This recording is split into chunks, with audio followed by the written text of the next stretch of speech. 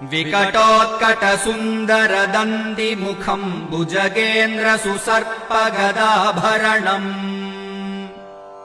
गजनीलगजेन्द्रगणाधिपतिम् प्रणतोऽस्मि विनायक हस्तिमुखम् सुरसुरगणपतिसुन्दरकेशम् ऋषिगणपतियज्ञसमानम् भव गणपति पद्मशरीरम् जय जय गणपति दिव्य नमस्ते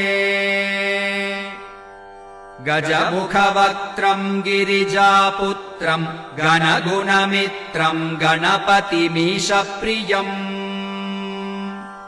करधृतपरशुम् कङ्कणपाणिम् कबलितपद्मरुचिम्